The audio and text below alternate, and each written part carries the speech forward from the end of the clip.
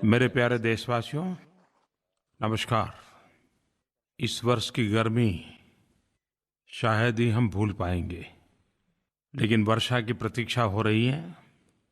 आज जब मैं आपसे बात कर रहा हूँ तब रमज़ान का पवित्र महीना प्रारंभ हो चुका है। रमज़ान के पवित्र महीने के आगमन पर मैं भारत और विश्व भर के लोगों को, विशेष करके मुस्लिम समुदाय को इस पवित्र महीने की हार्दिक शुभकामनाएं देता हूँ। रमज़ान में प्रेयर, स्पिरिचुअलिटी और चैरिटी को काफ़ी महत्व दिया जाता है। हम हिंदुस्तानी बहुत ही भाग्यवान हैं कि हमारे पूर्वजों ने ऐसी परंपरा निर्माण की कि आज भारत इस बात का गर्व कर सकता है, हम 125 करोड़ देशवासी इस बात का गर्व कर सकते हैं कि दुनिया के सभी संप्रदाय भारत में मौजूद हैं। ये ऐसा देश है जो ईश्वर में विश्वास करने वाले लोग भी और ईश्वर को नकारने वाले लोग भी, मूर्ति पूजा करने वाले भी और मूर्ति पूजा का विरोध करने वाले भी, हर प्रकार की विचारधारा, हर प्रकार की पूजा पद्धति, हर प्रकार की परंपरा हम लोगों ने एक साथ जीने की कला आत्मसात की है। और आखिरकार धर्म हो, संप्रदाय हो, विचारधारा हो, परंपरा हो, हमें यही संदेश देते हैं, शांति, एकता और सद्भावना का। ये रमज़ान का पवित्र महीना शांति, एकता और सद्भावना के इस मार्ग को आगे बढ़ने में जरूर सहायक होगा। मैं फिर एक बार सबको शुभकामनाएं देता हूँ। पिछली बार जब मैं मन की बात कर रहा था तो मैंने एक शब्द प्रयोग किया था कि, और ख़ास करके नौजवानों को कहा था, कुछ नया करें, कंफर्ट जोन से बाहर निकलिए, नए अनुभव लें। और यही तो उम्र होती है ज़िंदगी को इस प्रकार से जीना, थोड़ा रिस्क लेना, कठिनाइयों को न्योता देना। मुझे खुशी हो रही है कि बहुत सारे लोगों ने मुझे फीडबैक दिया। व्यक्तिगत रूप से मुझे अपनी बात बताने का उत्साह सबने दिखाया। मैं हर चीज़ को तो पढ़ नहीं पाया हूँ, हर किसी के संदेश को सुन भी नहीं पाया हूँ।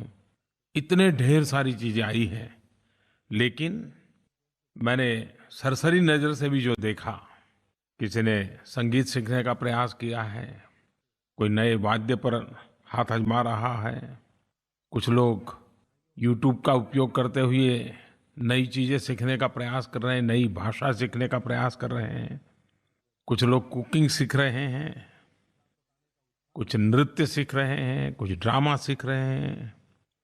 कुछ लोगों ने तो लिखा है कि हम अब कविताएं लिखना शुरू की हैं। प्रकृति को जानना, जीना, समझना, उस दिशा में प्रयास कर रहे हैं। मुझे बहुत ही आनंद हुआ और मैं एक फ़ोन कॉल तो आपको भी सुनाना चाहूँगा। दिल्ली से दीक्षा कत्याल बोल रही हूँ। मेरे पढ़ने की आदत लगभग छूट ही चुकी थी, इसलिए इन छुट्टियों में मैंने पढ़ने की ठानी। जब मैंने स्वतंत्रता संग्राम के बारे में पढ़ना शुरू किया, तब मैंने अनुभव किया कि भारत को आज़ादी दिलाने में कितना संघर्ष करना पड़ा है, कितना बलिदान देना पड़ा है, कितने स्वतंत्रता सेनानियों ने जेलों में वर्षों बिताए। मैं भगत सिंह और इतने कम में उन्होंने जो कुछ हासिल किया, उससे काफी प्रेरित हुई हूँ। और इसीलिए मैं आपसे अनुरोध कर रही हूँ कि इस विषय में आप आज की पीढ़ी को कुछ संदेश दें। मुझे खुशी है कि युवा पीढ़ी हमारे इतिहास को, हमारे स्वतंत्र सेनानियों को, इस देश के लिए बलिदान लेने वाले लोगों को, उनके विषय में जानने में रुचि रख रही है। अनगिनत महापुरुष जिन्होंने जवानी जेलों में खपा दी, कई नौजवान फांसी के तख्त पर चढ़ गए, क्या कुछ नहीं झेला, और तभी तो आज हम आज़ाद हिंदुस्तान में सांस ले रहे हैं।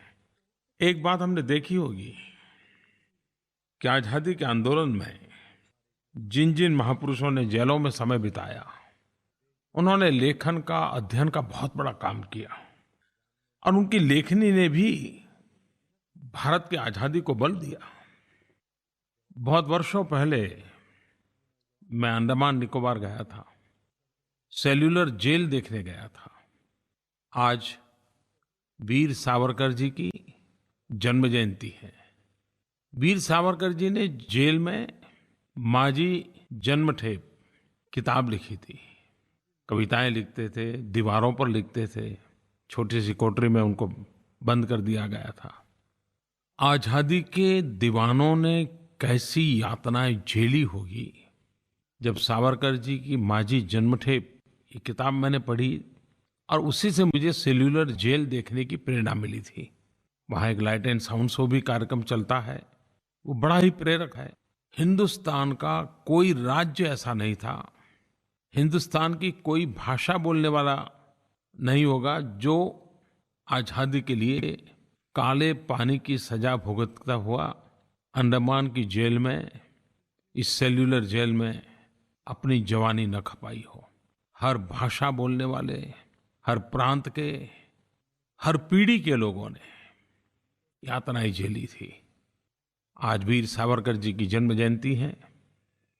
मैं देश की युवा पीढ़ी को जरूर कहूँगा कि हमें जो आज़ादी मिली है, इसको कैसी यातना लोगों ने झेली थी, कितने कष्ट झेले थे। अगर हम सेल्यूलर जेल जाकर के देखें, काला पानी क्यों कहा जाता था, जाने के बाद ही पता चलता है। आप भी कभी मौका मिले तो जरूर, एक प्रकार से हमारे आज़ादी के जंग के तीर्थ क्षेत्र हैं, जरूर जाना चाहिए। मेरे प्यारे देशवासियों, 5 जून महीने का पहला सोमवार है। वैसे तो सब कुछ सामान्य है, लेकिन 5 जून एक विशेष दिवस है, क्योंकि विश्व पर्यावरण दिवस के रूप में उसे मनाया जाता है। और इस वर्ष यूएन ने इसका थीम रखा है, कनेक्टिंग पीपल टू नेचर। दूसरे में शब्दों कहे तो बैक टू बेसिक। और नेचर से कनेक्ट का मतलब क्या है? मेरी दृष्टि से मतलब है खुद से जुड़ना, अपने आप से कनेक्ट होना। नेचर से कनेक्ट का मतलब है बेटर प्लेनेट को नर्चर करना। और इस बात को महात्मा गांधी से ज्यादा अच्छे से कौन बता सकता है? महात्मा गांधी कई बार कहते थे, one must care about in world one will not see. अर्थात हम जो दुनिया नहीं देखेंगे, हमारा कर्तव्य है कि हम उसकी भी चिंता करें, हम उसकी भी केयर करें। और प्रकृति की एक ताकत होती है, आपने भी अनुभव किया होगा कि बहुत थक करके आए हो और एक गिलास भर पानी अगर मुंह पे छिड़क दे तो कैसी फ्रेशनेस आ जाती है। बहुत थक करके आए हो, कमरे की खिड़कियां खोल दे, दरवाजा खोल दे, एक ताजा हवा की सांस ले ले, एक नई चेतना आती है।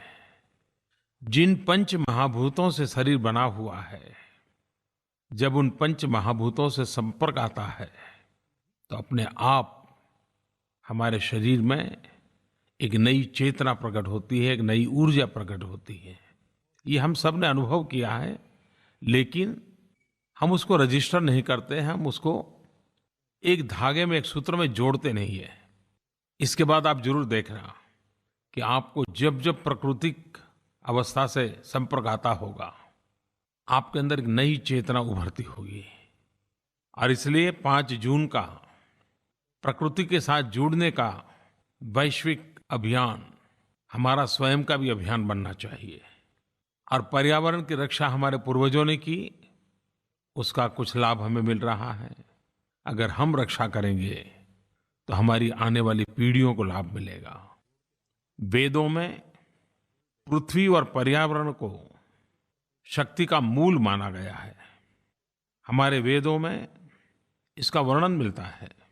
और अथर्ववेद तो पूरी एक प्रकार से पर्यावरण का सबसे बड़ा दिशा निर्देशक ग्रंथ है और हजारों साल पहले लिखा गया है। हमारे यहाँ कहा गया है, माता भूमि ही पुत्रो अहम पृथ्वीयाः। वेदों में कहा है, हम में जो प्योरिटी है वह हमारी पृथ्वी के कारण है। धरती हमारी माता है और हम उनके पुत्र हैं।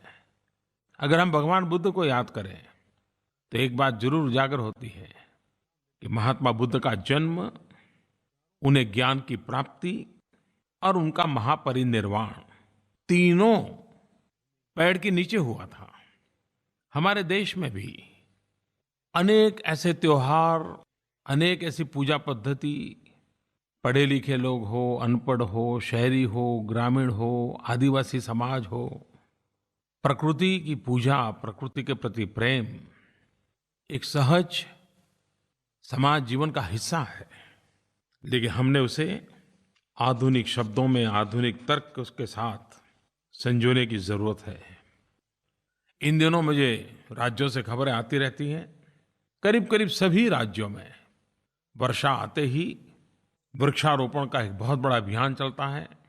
करोड़ों की तादाद में वृक्ष बोए जाते हैं। स्कूल के बच्चों को भी जोड़ा जाता है, समाज से भी संगठन जुड़ते हैं, एनजीओ जुड़ते हैं, सरकार स्वयं इनिशिएटिव लेती है। हम भी इस बार इस वर्षा ऋतु में वृक्षारोपण के इस काम को बढ़ावा दें, योगदान दें। मेरे प्यारे देशवासियों, 21 जून अब दुनिया के लिए 21 जून जाना पहचाना दिन बन गया है। विश्व योग दिवस के रूप में पूरा विश्व इसे मनाता है। बहुत कम समय में 21 जून का ये विश्व योग दिवस हर कोने में फैल चुका है, लोगों को जोड़ रहा है। एक तरफ विश्व में बिखराव की अनेक ताकतें अपना विकृत चेहरा दिखा रही है। ऐसे समय में विश्व को भारत की बहुत बड़ी देन है। योग के द्वारा विश्व को एक सूत्र में हम जोड़ चुके हैं। जैसे योग शरीर, मन, बुद्धि और आत्मा को जोड़ता है, वैसे आज योग विश्व को भी जोड़ रहा है। आज जीवन शैली के कारण, आपाधापी के कारण, बढ़ती हुई जिम्मेवारियों के कारण तनाव से मुक्त जीवन जीना मुश्किल होता जा रहा है। और ये बात देख में आई कि छोटी छोटी आयु में भी ये स्थिति पहुंच चुकी है। अनाप शनाप दवाइयाँ लेते जाना और दिन गुजारते जाना, ऐसी घड़ी में तनाव मुक्त जीवन जीने के लिए योग की भूमिका अहम है। योग वेलनेस और फिटनेस दोनों की गारंटी है। योग ये सिर्फ व्यायाम नहीं है।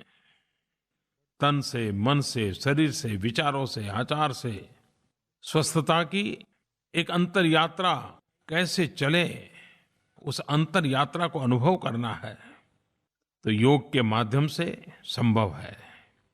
अभी 2 दिन पहले ही मैंने योग दिवस को लेकर के विश्व के सभी सरकारों को, सभी नेताओं को चिट्ठी लिखी है।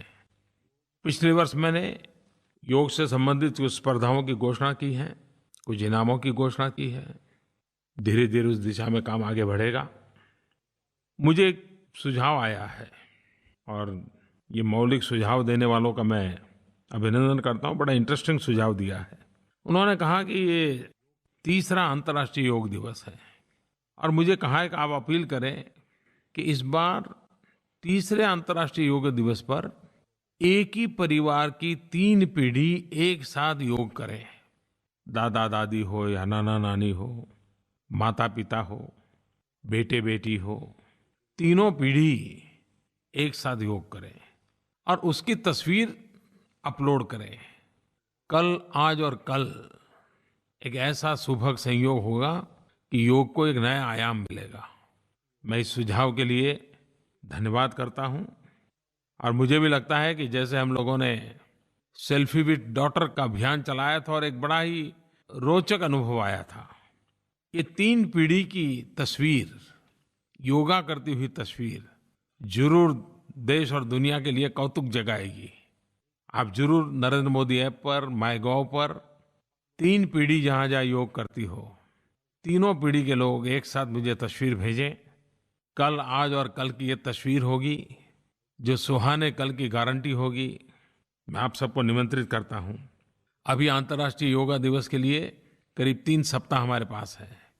आज ही प्रैक्टिस में लग जाइए। मैं 1 जून से ट्विटर पर डेली योग के संबंध में कुछ न कुछ पोस्ट करूंगा और लगातार 21 जून तक पोस्ट करता रहूंगा, आपसे शेयर करूंगा।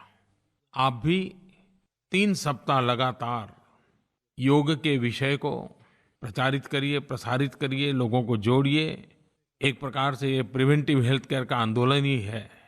मैं निमंत्रित करता हूँ आप सबको इसमें जुड़ने के लिए। जब से आप लोगों ने मुझे प्रधान सेवक के रूप में कार्य की जिम्मेवारी दी है और लाल किले पर से मैंने जब 15 अगस्त मुझे पहली बार बोलने का अवसर मिला था, स्वच्छता के संबंध में मैंने बात कही थी, तब से लेकर के आज तक हिंदुस्तान के अलग-अलग भागों में मेरा प्रवास होता है और मैंने देखा है कि कुछ लोग बारीकी से मोदी क्या करते हैं, मोदी कहाँ जाते हैं, मोदी ने क्या किया, बराबर फॉलो करते हैं। क्योंकि मुझे एक बड़ा इंटरेस्टिंग फ़ोन कॉल आया और मैंने भी शायद इस प्रकार से चीज़ को सोचा नहीं था। लेकिन मैं इस बात को उन्होंने जो पकड़ा है, इसके लिए मैं आभारी हूँ। ये फ़ोन कॉल से आपको भी ध्यान में आएगा। प्रणाम मोदी जी, मैं नैना मुंबई से। मोदी जी, टीवी पर और सोशल मीडिया में आजकल मैंने हमेशा देखती हूँ आप जहाँ भी जाते हैं वहाँ के लोग साफ सफाई पर विशेष ध्यान देते हैं। मुंबई हो या सूरत, आपके आह्वान पर लोगों ने सामूहिक रूप से स्वच्छता को एक मिशन के रूप में अपनाया है। बड़े तो बड़े, बच्चों में भी स्वच्छता को लेकर जागरूकता आई है। कई बार उन्हें सड़क पर बड़ों को गंदगी फैलाते हुए टोकते हुए देखा है। काशी के घाटों से जो आपने स्वच्छता की एक मुहिम शुरू की थी, वो आपकी प्रेरणा से एक आंदोलन का रूप ले चुकी है। आपकी बात सही है कि मैं जहाँ-जहाँ जाता हूँ, वहाँ सरकारी मशीनरी तो सफाई का काम करती हैं, लेकिन इन दिनों समाज में भी एक सफाई का उत्सव बन जाता है। मेरे जाने के 5 दिन पहले, 7 दिन पहले, 10 दिन पहले काफ़ी मात्रा में सफाई के कार्यक्रम होते हैं। मीडिया भी उसको बड़ा प्राधान्य देता है। अभी मैं कुछ दिन पहले कच्छ गया था, गुजरात में। बहुत बड़ा सफाई अभियान चला वहाँ। मैंने भी इसको जोड़ करके नहीं देखा था, लेकिन जब ये फ़ोन कॉल आया तो मैं भी सोचने लगा और मैंने देखा, हाँ, ये बात सही है। आप कल्पना कर सकते हैं मुझे कितना आनंद होता है इस बात को जान करके, और देश भी इन चीज़ों को कैसे बढ़िया ढंग से नोटिस कर रहा है। मेरे लिए इससे बढ़कर के क्या खुशी होगी कि मेरी यात्रा से भी स्वच्छता को जोड़ दिया गया है। प्रधानमंत्री के स्वागत के लिए बाकी जो तैयारियां होने की आदत होगी, लेकिन स्वच्छता प्रमुख बात होगी। ये अपने आप में स्वच्छता प्रेमी किसी को भी आनंददायक है, प्रेरक है। मैं इस स्वच्छता के काम को बल देने वाले सभी को बधाई देता हूँ। किसी ने मुझे एक सुझाव दिया, वैसे वो बड़ा मजाकिया सुझाव है, मैं नहीं जानता हूँ कि मैं इसको कर पाऊंगा कि नहीं कर पाऊंगा। मोदी जी, अब आप प्रवास तय करते समय जो भी प्रवास मांगे उनको कहो कि भाई अगर मुझे बुलाना है तो स्वच्छता का स्तर कैसा होगा, कितना टन कूड़ा कचरा आप मुझे भेंट करोगे, उसके आधार पर मैं अपना प्रवास तय करूं। आइडिया बहुत अच्छा है, लेकिन मुझे सोचना पड़ेगा। लेकिन ये बात सही है कि ये मोमेंट तो बनना चाहिए कि और चीजें भेंट सौगात में देने के बजाय अच्छा ही होगा कि हम भेंट सौगात में इतना टन कूड़ा कचरा सफाई करके दे देंगे। कितने लोगों को बीमार होने से हम बचाएंगे, कितना बड़ा मानवता का काम होगा। एक बात जरूर मैं कहना चाहूंगा कि ये जो कूड़ा कचरा है, इसको हम वेस्ट न माने। वो वेल्थ है, एक रिसोर्स है। इसे सिर्फ गार्बेज के रूप में न देखें। एक बार इस कूड़े कचरे को भी हम वेल्थ मानना शुरू करेंगे तो वेस्ट मैनेजमेंट के कई नए नए तरीके हमारे सामने आएंगे। स्टार्टअप में जुड़े हुए नौजवान भी नई नई योजनाएं लेकर के आएंगे, नए नए इक्विपमेंट लेकर के आएंगे। भारत सरकार ने राज्य सरकारों की मदद के साथ, शहरों के जनप्रतिनिधियों की मदद के द्वारा वेस्ट मैनेजमेंट का एक बड़ा महत्वपूर्ण अभियान छेड़ना तय किया है। 5 जून विश्व पर्यावरण दिवस पर देश के करीब 4000 नगरों में सॉलिड वेस्ट, लिक्विड वेस्ट, इसको कलेक्ट करने के लिए उस प्रकार के साधन उपलब्ध होने वाले हैं।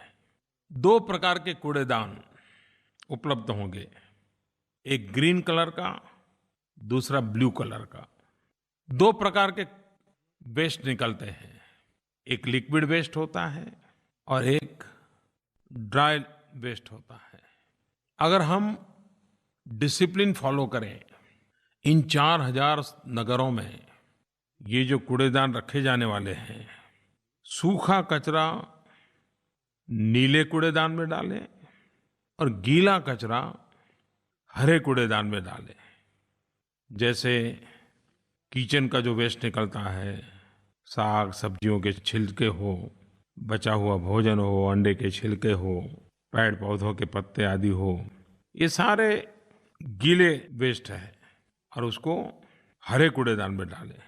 ये सारी चीजें ऐसे हैं जो खेत में काम आती हैं। अगर खेत का रंग हरा इतना याद रखोगे तो हरे कूड़ेदान में क्या डालना है वो याद रह जाएगा।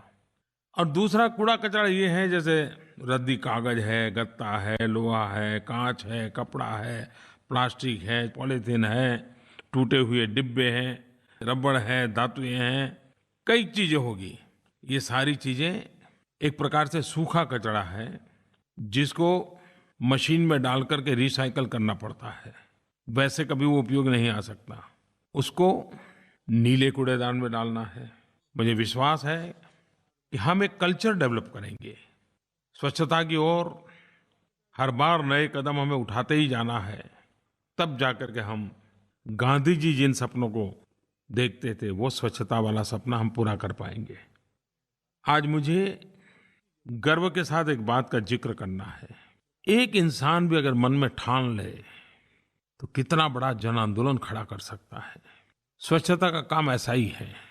पिछले दिनों आपके कान पे खबर आई होगी, मुंबई में गंदा माने जाने वाला वर्सोवा बीच आज एक साफ सुथरा सुंदर वर्सोवा बीच बन गया। ये अचानक नहीं हुआ है। करीब 80-90 सप्ताह तक नागरिकों ने लगातार मेहनत करके ये वर्सोवा बीच का कायापलट कर दिया। हजारों टन कूड़ा कचरा निकाला गया और तब जाकर के आज वर्सोवा बीच साफ और सुंदर बन गया। और इसकी सारी जिम्मेवारी वर्सोवा रेसिडेंस वॉलंटियर VRV उन्होंने संभाली थी। एक सज्जन श्रीमान अफरोज शाह अक्टूबर 2015 से वे जी जान से इसमें जुट गए। धीरे धीरे ये कारवां बढ़ता चला गया, जन आंदोलन में बदल गया। और इस काम के लिए श्रीमान अफरोज शाह को United Nations environment programme UNEP उन्होंने बहुत बड़ा अवार्ड दिया, champions of the earth award. ये पाने वाले वो पहले भारतीय बने। मैं श्रीमान अफरोज शाह को बधाई देता हूँ, उनके आंदोलन को बधाई देता हूँ। और जिस प्रकार से एक लोक संग्रह की तरह उन्होंने सारे इलाके के लोगों को जोड़ा और जन आंदोलन में परिवर्तित किया, ये अपने आप में एक प्रेरक उदाहरण है। भाइयों बहनों, आज मैं एक और खुशी भी आपसे बताना चाहता हूँ।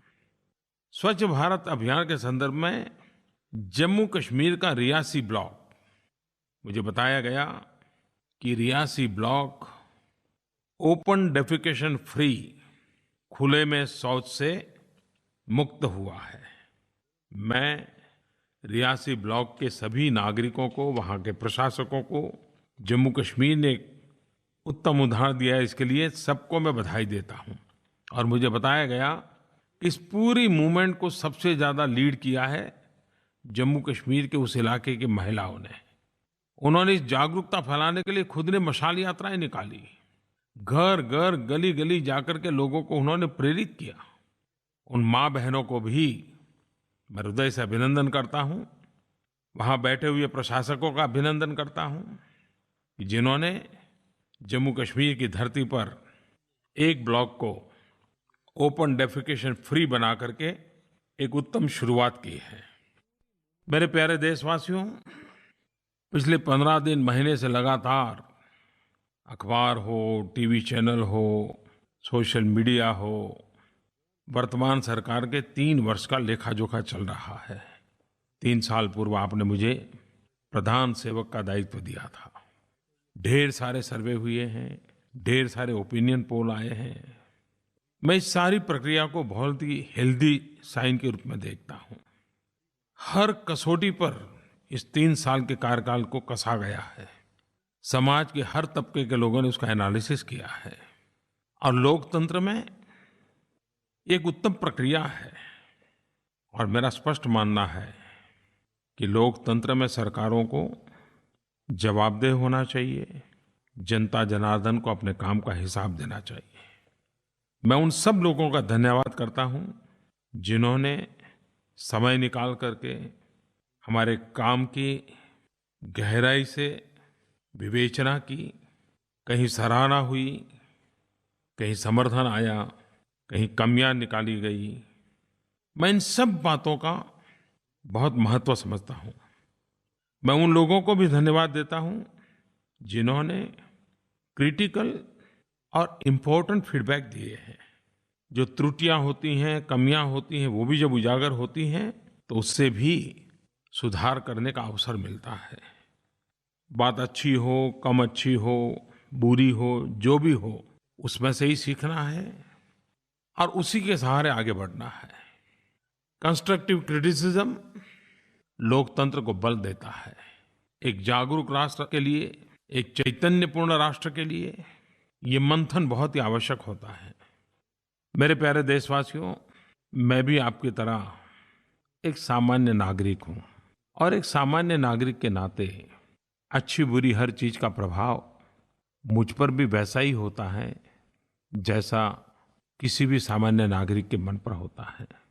मन की बात कोई उसको एक तरफा संवाद के रूप में देखता है, कुछ लोग उसको राजनीतिक दृष्टि से टीका टिप्पणी भी करते हैं, लेकिन इतने लंबे तजुर्बे के बाद मैं अनुभव करता हूँ, मैंने जब मन की बात शुरू की तो मैंने भी सोचा नहीं था।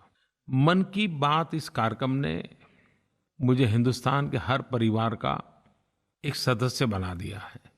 ऐसा लगता है जैसे मैं परिवार के बीच में ही घर में बैठ करके घर की बातें करता हूँ। और ऐसे सैकड़ों परिवार हैं जिन्होंने मुझे ये बातें लिख करके भी भेजी है। और जैसा मैंने कहा कि एक सामान्य मानवी के रूप में मेरे मन पे जो प्रभाव होता है, अभी 2 दिन पूर्व राष्ट्रपति भवन में आदरणीय राष्ट्रपति जी, आदरणीय उपराष्ट्रपति जी, आदरणीय स्पीकर महोदया, सबने मन की बात की एक एनालिटिकल बुक का समारोह किया। एक व्यक्ति के नाते, सामान्य नागरिक के नाते ये घटना मुझे बहुत ही उत्साह बढ़ाने वाली है। मैं राष्ट्रपति जी, उपराष्ट्रपति जी का, स्पीकर महोदय का आभारी हूँ कि उन्होंने समय निकाल करके इतने वरिष्ठ पद पर बैठे हुए लोगों ने मन की बात को ये अहमियत दी। एक प्रकार से अपने आप में मन की बात को एक नया आयाम दे दिया। हमारे कुछ मित्र इस मन की बात की किताब पर जब काम कर रहे थे तो मेरे से भी कभी चर्चा की थी, और कुछ समय पहले जब इसकी बात चर्चा में आई तो मैं हैरान था। अबू धाबी में रहने वाले एक आर्टिस्ट अकबर साहब के नाम से जाने जाते हैं। अकबर साहब ने सामने से प्रस्ताव रखा कि मन की बात में जो विषयों पर चर्चा हुई है वो अपनी कला के माध्यम से उसके स्केच तैयार कर करके देना चाहते हैं, और एक भी रुपया लिए बिना अपना प्यार जताने के लिए अकबर साहब ने मन की बातों को कला का रूप दे दिया। मैं अकबर साहब का आभारी हूँ। मेरे प्यारे देशवासियों, अगली बार जब मिलेंगे तब तक तो देश के हर कोने में बारिश आ चुकी होगी, मौसम बदल गया होगा, परीक्षाओं के परिणाम आ चुके होंगे, नए सिरे से विद्या जीवन का आरंभ होने वाला होगा, और बरसात आते ही एक नई खुशनुमा, एक नई महक, नई सुगंध। आइए हम सब इस माहौल में प्रकृति के प्रति प्यार करते हुए आगे बढ़े। मेरी आप सबको बहुत बहुत शुभकामनाएं हैं। धन्यवाद।